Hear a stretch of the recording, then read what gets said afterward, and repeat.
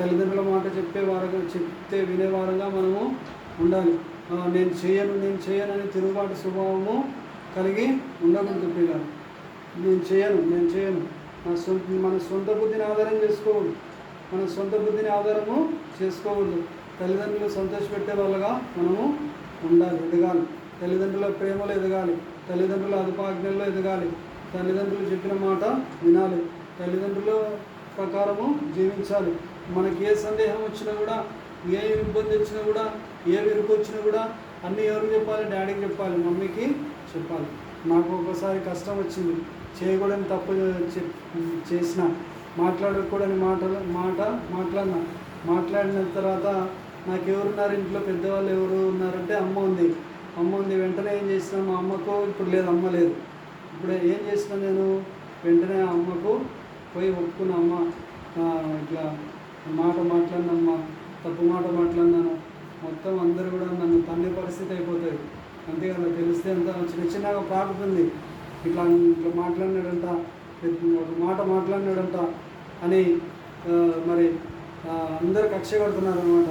ఒకరొకరు వచ్చి చిన్నగా నువ్వు ఇట్లా అన్నావంటేనే ఒకరొకరు వచ్చి నా దగ్గర వచ్చి అడుగుతుంటే మరి సేవకుని దగ్గర పోయి చెప్తే క్షమాపణ అడిగి సరి చేసుకో. 3 రోజులు ఉపవాసం ఉండు, జాము చేయి బ్రదర్, 3 రోజులు ఉపవాసం ఉండి దేవుని దగ్గర సరి చేసుకో, అటువంటి మాటలు నోట్లోకి రానియకుండా చూసుకో అని చెప్పేసి చెప్పడం జరిగింది.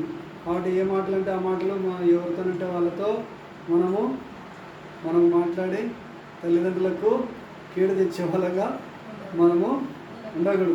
కాబట్టి క్షమాపణ అడిగిన అమ్మకి చెప్పిన, మా అమ్మకి చెప్తే మా అమ్మ అరిచింది, అరే దుర్మార్గుడు, ఎందుకు ఎంత పని చేసినావు, ఎందుకు ఆ మాట మాట్లాడినావు నువ్వు అని అన్నాడు. లేదులే, మా క్షమాపణ అడుగుకుంటలే దేవుడిని అని చెప్పేసి మా అమ్మతో చెప్పినాను. సో కాబట్టి ఆ మాట మాట్లాడడం, మా అమ్మ ఆ మాట అన్నందుకు మేలైందా కీడు కన్నదా? మేలు కోసం అన్నదా కీడు కోసం అన్నదా? మేలు కోసమే అన్నది కదా. సో కాబట్టి నేనేమనలేదు, మా అమ్మని ఏమనలేదు. సో కాబట్టి తిరగబడలేదు నేను. క్షమాపణ అడుక్కొని సరి చేసుకుంటే క్లియర్ అయిపోయింది. అంతా క్లియర్ అయిపోయింది. ఆ మాటలన్నీ ఆగిపోయినాయి. నా దగ్గరికి వచ్చే వాళ్ళు ఆగిపోయినారు, వచ్చి షోల దగ్గర వచ్చి మాట్లాడే వాళ్ళు ఆగిపోయినారు. చూసినారా? అర్థమవుతుందా? అర్థమవుతూ ఉంటుంది మీకు. సో కాబట్టి మనము చాలా జాగ్రత్తగా ఉండాలి. మనం ఏ మాటలు మాట్లాడుతున్నాం మనము జాగ్రత్త చూసుకోవాలి. సరితూగని కాడిని వదిలేయాలి. కాడి ఉంది, కాడి అంటే ఏంటమ్మా? కాడి అంటే ఏంటి? ఎద్దుల బండి ఉంటుంది కదా, ఎద్దుల బండికి కాడి కడతారు కదా. కాడికి ఎడం పక్క ఒక ఎద్దు ఉంటుంది, కుడి పక్క ఒక ఎద్దు ఉంటుంది. ఒక ఎద్దు పెద్దగా ఉంది, ఒక ఎద్దు చిన్నగా ఉంది. సరితూగుతుందా కాడి? చిన్న ఎద్దునన్నా పక్కన పెట్టాలి, పెద్ద ఎద్దునన్నా పక్కన పెట్టాలి. 2 సమానమైనటువంటి ఎద్దులను తీసుకోవాలి. 2 సమానమైనటువంటి ఎద్దులను తీసుకొని కడితే అప్పుడు బండి ఈక్వల్ హైట్తో ముందుకు సాగుతుంది. కాబట్టి మరి ఫిలిస్తీయురాలైనటువంటి అమ్మాయిని ఇష్టపడడం ద్వారా, ఆ యొక్క స్త్రీ యొక్క ఆకర్షణలో పడడం ద్వారా తన ఆత్మీయత అంతా కూడా కోల్పోయినట్లుగా చూస్తున్నాం. సంసోను తన ఆత్మీయతనంతటిని కూడా కోల్పోయినాడు. ఆత్మీయత తన యొక్క ప్రణాళిక, దేవుని యొక్క చిత్తం అంతా కూడా నెరవేర్చాల్సినటువంటి పనులన్నీ కూడా, చేయాల్సిన పనులన్నీ కూడా ఫిలిస్తీన్లు మొత్తం అందరినీ హతమార్చాలని దేవుడు మరి సంసోన్ని వాడుకోవాలని అనుకున్నాడు. మరి ఆ ప్రకారంగా చేయాలనుకున్నాడు. కానీ తన ఇష్టానుసారమైనటువంటి మార్గంలో, త్రోవలో నడవడం కారణం చేత దేవుని యొక్క ప్రణాళికలో నుంచి పక్కకు తొలగిపోయినాడు. ఆ విధంగా మరి తొలగిపోవడం అనేది జరుగుతుంది. తనలో ఉన్నటువంటి ఆత్మీయతను కోల్పోవడం జరుగుతూ ఉంది. తనను దేవుడు వదిలిపెట్టి వెళ్ళిపోయినాడు అనే సంగతి తనకు ఎరగకుండా అయిపోయినాడు. దేవుడు నన్ను వదిలిపెట్టినాడు అనే సంగతి తెలియకుండా అయిపోయింది. అట్లా కాకుండా మనం చూసుకోవాలి. కాబట్టి ఎప్పుడు కూడా దేవుడు ఎవరితో పాటు ఉండాలి? దేవుడు మనతో పాటు ఉండాలి. ఎప్పుడు దేవుడు మనతో పాటు ఉండాలంటే మనం ఎవరితో పాటు ఉండాలి? ఫ్రెండ్స్తో పాటు రోడ్ల పడి ఉండాలా? వాళ్ళ ఇష్టం రోడ్ల పడి తిరగాలంటే. కొంతమందికి సైకిల్ వేసుకొని తిరిగింది. కొంతమంది బండి ఉంటే బండి వేసుకొని జుయ్యంగా దొరకరు కదా. సో కాబట్టి హ్యాపీ న్యూ ఇయర్ అని చెప్తుంటారు. ఏం చెప్తుంటారు? ఒకరు కాదు, ఇద్దరు కాదు, ముగ్గురు కాదు, నలుగురు కాదు, 5 మంది 6 మంది ఎక్కి కూర్చుంటారు. ఫ్రెండ్స్ అందరూ ఎక్కి కూర్చొని హ్యాపీ న్యూ ఇయర్ అని ఎక్సిలరేటర్ రైడ్ చేసి పోయి డివైడర్ గుద్దితే మొత్తం అందరూ కింద పడి తలలు పడిపోయి ఏమైపోతుంది? యాక్సిడెంట్ అయిపోతుంది. అది హ్యాపీ న్యూ ఇయర్గా ఉంటుందా? తల్లిదండ్రులకు ఉంటుందా? మరి ఎవరి మార్గంలో ప్రయాణం చేస్తున్నారు? వాళ్ళు వాళ్ళ సొంత మార్గంలో ప్రయాణం చేస్తున్నారా? దేవుని మార్గంలో నడుస్తున్నారా? సొంత మార్గంలో నడుస్తుంది. కాబట్టి సొంత బుద్ధిని ఆధారం చేసుకుని నడిచే వాళ్ళంగా మనము ఉండకూడదు. కాబట్టి రే బండి ఎక్కువ పోదాం, ఆడిపోదాం, అది చేద్దాం, ఇది చేద్దాం అని చెప్పేసి చిన్నప్పుడు ప్రథమానంది తిరునాళ్ళ జరుగుతూ ఉండేవి. పోలిక్ క్రాస్ స్కూల్లో జరుగుతూ ఉండేవి. ప్రథమానంది తిరునాళ్ళ జరుగుతూ ఉంటే ఆ తిరునాళ్ళలో అన్ని రోడ్డు మీద అన్నీ కూడా వస్తువులు పెట్టి అమ్ముతారు. మా అమ్మ నాకు ఒక సంచి కుట్టించింది. నాకు ఏం సంచి? పుస్తకాల సంచి. అది ఎట్లుంటుంది? బ్రౌన్ కలర్లో ఉంటుంది. బ్రౌన్ కలర్లో సంచి, దానికి గుండెలు కుట్టింటుంది. ఇట్లా గుండెలు పెట్టుకోవడానికి అవకాశంగా ఉంటుంది ఆ సంచికి, పుస్తకాలు బయటికి రాకుండా, కింద పడిపోకుండా. కాబట్టి అట్లా ఉంటుంది, నీట్గా ఉంటుంది. కుట్టించింది అనమాట. పోదంపోరా అని ప్రథమానంది తిరునాళ్ళకు పిలుచుకుపోయినా. ప్రథమానంది తిరునాళ్ళకు పిలుచుకుపోయి ఏం చేస్తారంటే ఒక రామచిలుక, దానికి చక్రాలు ఉంటాయి, ఇట్లంటానే సర్రన ఆడిపోతుంది. రామచిలుక బొమ్మలు ఏం చేసినారు? ఫ్రెండ్స్ ఏం చేసినారు? దొంగిలించినారు. ఏడబెట్టుకోవాలంగా జాన్ది సంచి ఉంది అని ఏం చేసినారు? నా సంచిలో దొరికినారు. నేను దాన్ని, నాకు దేవుని భయం, నాకు ముందే దేవుని భయం, దేవుడు ఏమంటాడేమో అని చెప్పేసి ఆ చిలుకని అన్న ఇసిరి పారేసి ఇంటికి వచ్చేటప్పుడు చిలుకను పారేసినాం. ఇంటికి తెచ్చుకుంటే చిలక ఆడితే అని అడుగుతాడో లేడా మా ఆయన? ఖచ్చితంగా అడుగుతాడు. మా అమ్మ అడుగుతుంది. నేనేం జవాబు చెప్పాలక్క? ఏం చెప్పాలి? సో కాబట్టి మనం సొంత బుద్ధిని ఆధారం చేసుకుని బ్రతికే వాళ్ళంగా ఉండకూడదు. దేవుని భయం అనేది కలిగి జీవించాలి. దేవుని కొరకు జీవించాలి. తెలియని వయస్సు, మూర్ఖత్వం. కాబట్టి ఆ ప్రకారంగా మనము ఉండకుండా దేవుని యొక్క చిత్తాన్ని చేస్తూ ముందుకు సాగినట్లయితే మనం ఆత్మీయతను కోల్పోయే వ్యక్తులుగా మనం ఉండం. మనం ఆత్మీయతను కాపాడుకునే వ్యక్తులుగా మనం ఉండాలని దేవుడు ఇష్టపడుతున్నాడు. ఆత్మీయత కలిగి ఉండాలంటే మరి ఉదయాన్నే దేవుని పాటలు పెట్టుకోవాలి, దేవుని యొక్క మాటలు పెట్టుకోవాలి, దేవుని యొక్క వాక్యాన్ని వినాలి. దేవుని యొక్క వాక్యం వింటూ ఉంటే దేవుని యొక్క వాక్యం హృదయంలోకి వెళ్తుంది. దేవుని యొక్క వాక్యం హృదయంలో నింపబడుతుంది. మరి ఆది యందు వాక్యం ఉండెను, వాక్యము దేవుడు అయి ఉండెను. ఆ వాక్యము ఎక్కడ ఉండేదంట? దేవుని వద్ద ఉండెను. ఆ వాక్యమే కృపాసత్య సంపూర్ణుడుగా మన మధ్య నివసించినాడు. కాబట్టి ఆ విధంగా ఆత్మతో నింపబడి మనం ముందుకు సాగే వారంగా ఉండాలి. మరి ఆత్మతో నన్ను నింపండి ప్రభు అని ఎంతమంది ప్రార్థన చేసే వాళ్ళు ఉన్నారు? చేతులు ఎత్తుతారా? నన్ను ఆత్మతో నింపండి ప్రభు అని ప్రార్థన చేసే వాళ్ళు ఉన్నారా? దేవుని నామానికి స్తోత్రము కలుగును గాక. ఈరోజు చాలామంది వచ్చినారు, చాలా సంతోషం. వచ్చిన వాళ్ళందరికీ గట్టిగా చప్పట్లు కొడతాం ఒకసారి. ఓకే, దేవుని నామానికి స్తోత్రం కలుగును గాక. మనం రావడం మాత్రమే కాకుండా దేవునికి లోబడడం అనేది ముఖ్యమైనది. ఏం ముఖ్యమైనది? దేవునికి లోబడడం. నా కోసం కూడా ప్రార్థన చేయడం, అంతవరకు కూడా దేవునికి నమ్మకంగా ఉండి పనిచేయాలని నా కోసం కూడా ప్రార్థన చేస్తారని మనవి చేస్తున్నాం. సో కాబట్టి దేవునికి నమ్మకంగా ఉండాలా వద్దా? దేవునికి నమ్మకంగా ఉండాలా వద్దా? అన్ని విషయాల్లో దేవునికి నమ్మకంగా ఉండేటట్లుగా ప్రార్థన చేయాలి. మీరు ప్రార్థన చేయాలి. తర్వాత మనము ఆత్మీయతను కోల్పోకూడదు. అంటే మరి వాళ్ళతో వీళ్ళతో స్నేహాలు తగ్గించేసేయాలి. ఆత్మీయత లేని వాళ్ళతో, పొద్దున్న లేసి బైబిల్ తీసుకొని చదవని వాళ్ళతో, పొద్దున్న లేసి వాక్యం చదవని వాళ్ళతో, తర్వాత ప్రార్థన చేసుకుని వాళ్ళతో సహవాసము మనం ఏం చేయాలి? సహవాసము చేయకూడదు, కట్ చేయాలి. కట్ చేస్తామంటే అప్పుడు ఫోన్ చేస్తుంటే పలకకూడదు. ఫోన్ చేస్తుంటే ఫోన్ తీసుకొని మాట్లాడితే వాళ్ళు వాళ్ళ మార్గంలోకి మరలిస్తారు. మన మార్గంలోకి వాళ్ళని నడిపించాలి కానీ మనం వాళ్ళ మార్గంలోకి వెళ్ళకూడదు. కాబట్టి దయచేసి ప్లీజ్ మన గురించి ఎక్కడెక్కడో మాట్లాడుకుంటూ ఉంటారు. మంచిగా మాట్లాడుకుంటున్నారా మన గురించి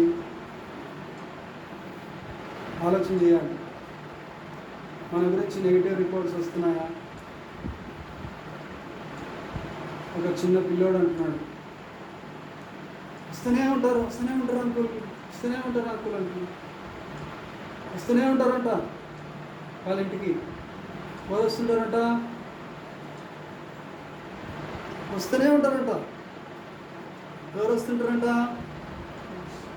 మీరే ఆలోచన చేసుకోండి. వస్తూనే ఉంటారంట. చూడండి ఆ పిల్లలకి ఎంత డిస్టర్బెన్స్ అయిందో కదా. ఎప్పుడో ఒకసారి సెలవులకు పోతాడు, సెలవులకు వస్తాడు. మరి సెలవులకు వస్తే మరి సంతోషంగా ఉండాలని అనుకుంటాడు కదా వాళ్ళ బంధువుల ఇంట్లో. అంటే ఒకటి ఏమైనా వస్తుంటే ఎంత డిస్టర్బెన్స్ ఉంటుంది.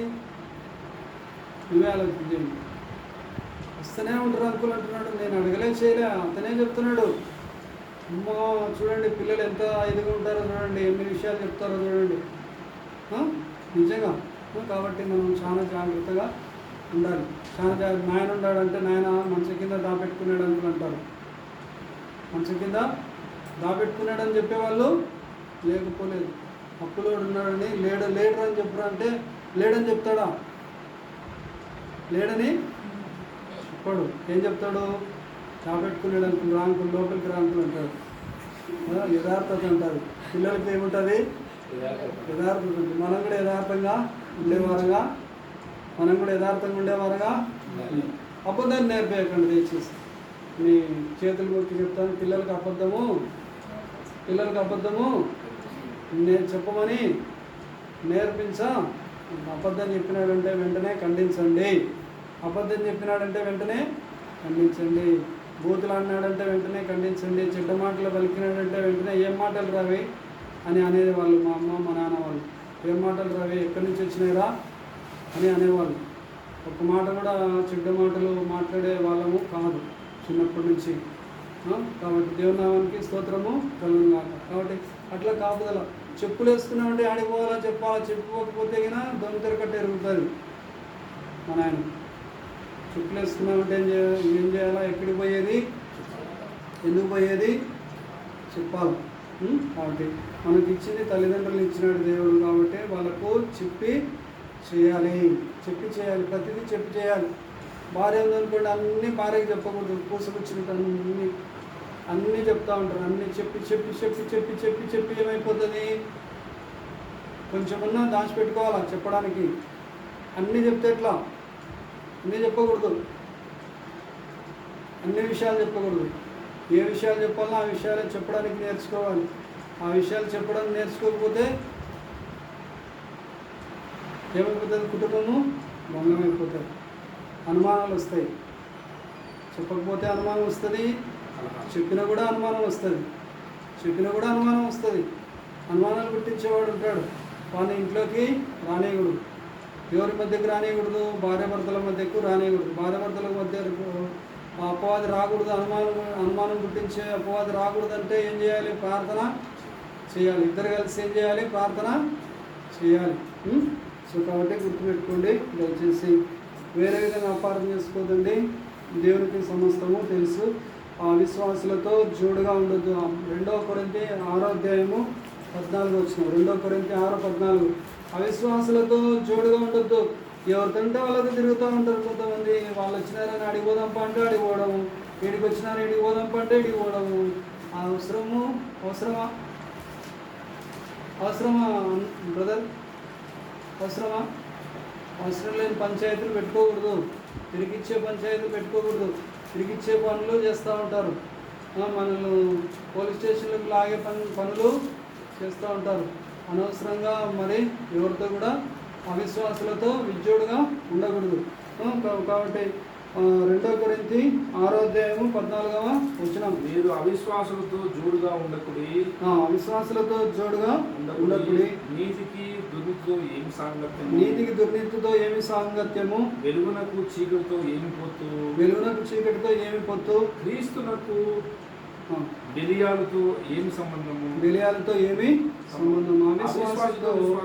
విశ్వాసికి పాలెక్కడిది? దేవుని ఆలయములకు విగ్రహములతో ఏమి పొందిక? కాబట్టి జీవము గల దేవుని ఆలయమై ఉన్నాము. మనం ఏమై ఉన్నాము? జీవము గల దేవుని మనలో ఎవరు నివసిస్తున్నారు? యేసయ్య ఆత్మ నివసిస్తున్నారు. కాబట్టి మనము జాగ్రత్త కలిగి జీవించాలి. కాబట్టి నాలో ఆత్మ అధికం చేయి ప్రభా, నాలో ఆత్మ అధికం చేయి ప్రభా అని ప్రార్థన చేసే వారంగా మనము ఉండాలి. పరిశుద్ధాత్మతో నింపబడే అనుభవంలోకి రావాలి. గంతులు వేసే అనుభవంలోకి రావాలి ప్రియులారా. కాబట్టి క్రీస్తునకు బెలియాలతో ఏమి సంబంధము? మరి నీతికి దుర్నీతితో ఏమి సాంగత్యము? అవిశ్వాసులతో మనము జోడుగా ఉండొద్దు. అవిశ్వాసులతో జోడుగా ఉండొద్దు. కాబట్టి అవిశ్వాసుల దగ్గరికి పోవద్దు. అవిశ్వాసులంటే ఉండాల్సినటువంటి విశ్వాసము కంటే తక్కువ విశ్వాసం కలిగిన వాళ్ళతో కూడా సహవాసము చేయకూడదు. మనం ఏదన్నా చెప్తే అవును కరెక్ట్ అని చెప్పేసి తీసుకునే వాళ్ళతో సహవాసము చేయాలి. లేదు అట్లా కాదు, ఇట్లా జరిగితే దేవుని చిత్తంలే, ఇట్లా జరిగితే ఏమవుతుందిలే, దేవుని చిత్తంలే అని చెప్పే వాళ్ళు ఉన్నారు. దేవుని చిత్తంలే ఏం జరిగితే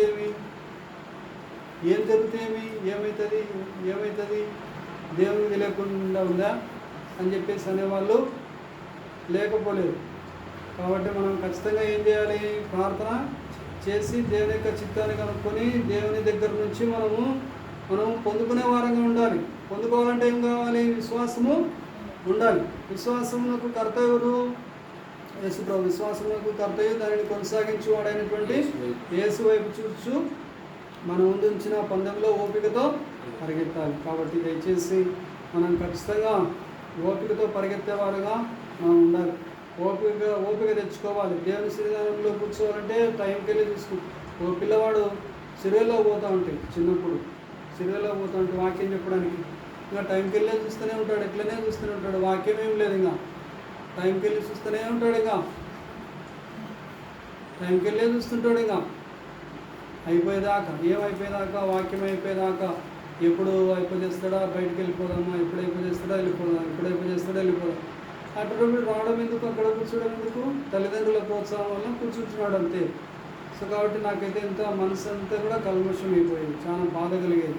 ప్రభా ఎందుకు ప్రభా ఇట్లా ఉన్నాడని చెప్పేసి బాధపడుతూ ఉండేవాడిని.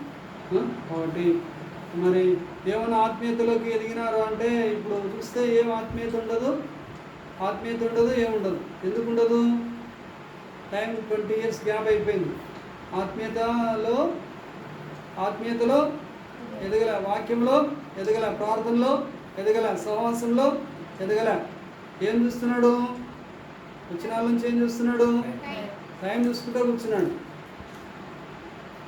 సో కాబట్టి మరి మనము దేవుని చిత్తాన్ని చేసేవారుగా ఉండాలి. తర్వాత 6:14 కాబట్టి అవిశ్వాసులతో విజ్జోడుగా ఉండొద్దండి అని చెప్పేసి చెప్తున్నాడు. తర్వాత మనం ఏం చేయాలి మరి? 6వ అధ్యాయం మత్తయి సువార్త 6వ అధ్యాయం చూడండి. దేవుని రాజ్యం ఉన్నది కదా, ఆ రాజ్యాన్ని కట్టేవారుగా మనము ఉండాలని దేవుడు మనల్ని ఈ లోకానికి పంపించి జగత్తు పునాది వేయబడక మునిపే క్రీస్తులో మనల్ని ఏర్పాటు చేసుకున్నాడు ప్రియులారా. కాబట్టి దేవుని పనిలో మనం ఉండాలి. ఎవరి పనిలో ఉండాలి? ఎవరి పనిలో ఉండాలన్నా? ఎవరి పనిలో ఉండాలి? ఎప్పుడు మన పనేనా? రోజంతా మన పని. రోజంతా ఎవరి పని? భార్య చెప్పిన పని, భర్త చెప్పిన పని, రోజంతా ఇదే పనేనా? రోజంతా బట్టలు ఉతకడమేనా? రోజంతా నీళ్ళు పట్టుకోవడమేనా? రోజంతా అంట్లు తవ్వడమేనా?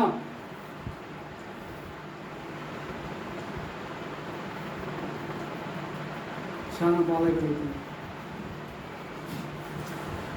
మారుదామా? కొంచెమన్నా మారుదామా? కొంచెమన్నా విశ్వాసంలో ఉంటుందామా? ఇస్తామా? ప్రార్థన చేద్దామా? దేవునికి సమయం ఇద్దామా? ఇస్తామా? దయచేసి చేతులు కొడుతున్నాం. దేవునికి సమయం ఇద్దామా? మోకాలు ఉంటే ఏమొస్తుంది చెప్పండి, ప్రార్థన చేస్తే ఏమవుతుందో చెప్పండి. దేవుని స్వరూపం మనలోకి వస్తుంది. దేవునిలాగా మనము మాట్లాడడము నేర్చుకుంటాం, దేవునిలాగా చూడడం నేర్చుకుంటాం కదా. సో కాబట్టి దేవుని స్వరూపంలోకి మనము రావాలి. దేవుని యొక్క ఆత్మతో నింపబడుతూ ఉంటాం. మనలో ఉండే కల్మషం అంతా కూడా ఏమైపోతూ ఉంటుంది, దేవునికి ఇష్టం లేని పనులన్నీ కూడా ఏమైపోతూ ఉంటాయి, తొలగిపోతూ ఉంటాయి. కాబట్టి తొలగిపోవాలంటే ఏం చేయాలి, కూర్చోవాలి. ఎక్కడ కూర్చోవాలి, దుష్టుల ఆలోచన చొప్పున నడవక, పాపుల మార్గంన నిలవక, అపహాసకులు కూర్చుండే చోట కూర్చుండక, యెహోవా ధర్మశాస్త్రం ఆనందించు, రోజంతా వ్యవహారం కొట్టిటోళ్ళ దగ్గర కూర్చోండి అని వ్రాయబడిందా? ఎక్కడ కూర్చోబెట్టి ప్రార్థన చేయాలి. కూర్చో, ప్రార్థన చేద్దాం, కూర్చో అని చెప్పాలి. యేసన్న గారి దగ్గరికి, దైవజనుడు యేసన్న గారి దగ్గరికి ఒక ఆయన వచ్చేవాడంట. వస్తే ఏంటి ఆ మాటలు ఈ మాటలు పెట్టడానికి, మాటలు పెట్టనీకి చూస్తాడంట. రారా కూర్చో, ప్రార్థన చేద్దాంరా అని అంటేనే, దైవజనులు ప్రార్థన చేద్దామంటేనే ఈయన ఏం చేస్తాను, యేసన్న గారు ఉండు పని ఉండు అని చెప్పేసి పారిపోతాడంట. ప్రార్థన అంటేనే ఏం చేస్తున్నాడు, పారిపోతున్నాడు. చూస్తున్నారా, ప్రార్థన అంటే సైతాను పారిపోతాడు. అంటే తనలో ఎవరున్నారని అర్థము, సాతాను. మరి సాతాను ఉండే మనుషులను ఇంట్లో పిలుచుకుంటే మనమేమవుతాము, వాళ్ళలో ఉండే సాతాను మనలో పెంచేసి వాళ్ళను వస్తే ఏం చేయాలి, మోకాలు ఉండేటట్టు చేయాలి. వస్తే ఏం చేయాలి, మోకాలు నుండి ప్రార్థన చేద్దాం రా అని చెప్పేసి చెప్పాలి. చెప్తే ఇంకా రారు, మళ్ళా రారు. వ్యవహారం కొట్టినీకి తిన్నీకి వస్తాము అని నాకు ఫోన్లు చేసి చాలా మంది అడిగినారు. తిన్నీకి వ్యవహారాలు కొట్టి ప్రార్థన చేసుకుందామని అంటే ఒక్కరు రావడం లేదు. ఒక్కరు ఫోన్లన్నీ బంద్ అయినాయి. ఫోన్లన్నీ బంద్ అయిపోయినాయి. ప్రార్థన చేసుకుందాము, ఇంట్లో నేను ఒక్కరినే ఉంటాను, ప్రార్థన చేసుకుందాం, హాయిగా బాగా దండిగా ఎక్కువసేపు ప్రార్థన చేద్దాం, నీ విషయాలని చెప్పు, నా విషయాలు ప్రార్థన చేద్దామంటే ఎవరు ఫోనే చేయడం లేదు. ప్రార్థన అంటే అసహ్యం అయిపోయింది జనాలు. సరే ఏమన్నా కూర్చొని వాళ్ళ ఇంట్లోనే కూర్చొని ఏమన్నా ప్రార్థన చేస్తుంటాడంటే ప్రార్థన చెయ్యరు. కొంతమంది పల్లెల్లో చూసినాను, ఆడోళ్ళు, ముసలోళ్ళు, పెద్దోళ్ళు అరుగుల మీద కూర్చొని బారకట్టలు ఆడుతున్నారు. ఆ అరుగుల మీద కూర్చొని వ్యవహారాలు కొడుతూ ఉన్నారు. రోజంతా వ్యవహారం కొట్టి ఆవలిచ్చి ఇంట్లో పోయి నిద్రపోతారు. ఆకలి అయితే అన్నం తినేది, నిద్రపోయేది, మళ్ళీ సాయంత్రం లేచేది. చూడండి దేవుడు ఎంత దుఃఖపడుతూ ఉంటాడంటే, సాయితాన్ అయితే మన విరోధైనటువంటి అపవాదం అయితే గర్జన సింహంలో ఎవరిని మింగుదని వెతుకుతూ తిరగాడుతూ ఉన్నాడు. ఒక అమ్మాయి ఇంత అమ్మాయి ఉంది 26 సంవత్సరాలంట. వాక్యం చెప్తుంటే వాక్యం వింటూ ఉంది. తర్వాత వాళ్ళ అవ్వ వాక్యం చెప్తుంటే వాళ్ళ అవ్వ కూడా వాక్యం వింటూ ఉంది. చెన్నూరు సిరివెల్ల నుంచి ఎడం పక్కకు అడవులలోకి పోవాలి. పోతే మొదట వచ్చే ఊరు చెన్నూరు, ఇసుకపల్లె చెన్నూరు. ఆ ఊరిలో మరి ప్రార్థన చేస్తుంటే పడిపోయింది, వెనక్కి పడిపోయింది. దయ్యం ఉన్నది, వదిలేడితే చేస్తున్నామన్నా, అంటే చేస్తున్నామన్నా వెళ్ళిపోయింది. తర్వాత ఆ పాప కోసం ప్రార్థన చేయమని ప్రేరేపణ వస్తుంది. వస్తే ప్రార్థన చేస్తుంటే ఆ పాపల నుంచి ఇంకా భయంకరమైన సాతాను ఉంది లోపల. సెల్ ఫోన్లు చూసుకుంటూ కూర్చుంటుందంట, ఒక్కటి సీరియళ్ళు చూసుకుంటూ కూర్చుంటుందంట, సినిమాలు చూసుకుంటూ కూర్చుంటుందంట. బడి పోవడంలే, బడి పుస్తకాలు బరువు అని చెప్పేసి, మానసిక స్థితి సరిలేదని చెప్పేసి బడి మానిపించేసినారు. మానసిక స్థితి సరిలేకుండా అయిపోయింది. ప్రార్థన చేస్తే ఏమైపోయింది, దబ్బని పడిపోయిన తర్వాత విలవిల్లాడిచ్చి ఆ సాతాను ఆ పాపల నుంచి వెళ్ళిపోయిన తర్వాత ఆ పాప లేచిన తర్వాత ఫోన్ చేసి చెప్పినారు వాళ్ళు, చాలా ఆశ్చర్యకరమైనటువంటి విషయం చెప్పినారు. మా పాప బడికి పోతుంది. దేవుని నమ్మిన వాళ్ళు హల్లెలూయా చెప్తామా? హల్లెలూయా. హల్లెలూయా. కాబట్టి మా పాప బడికి వెళ్తా ఉంది బడికి వెళ్తా ఉంది అని చెప్పినారు. ఇంకొక సమస్య తీసుకొని వచ్చినారు. ఆడపాపతో మాట్లాడిచ్చినారు నాతో. ఆ పాప వేరే పిల్లల్ని లవ్ చేస్తుందంట. అమ్మ నువ్వు లవ్ చేస్తావు ఏం చేస్తావు నాకు తెలియదు, కానీ మీ అమ్మకు మీ నాయనకు చెప్పకుండా ఏ పని చేయకు, వాడేమో నేను చేసుకొని అంటున్నాడంట. అది సమస్య.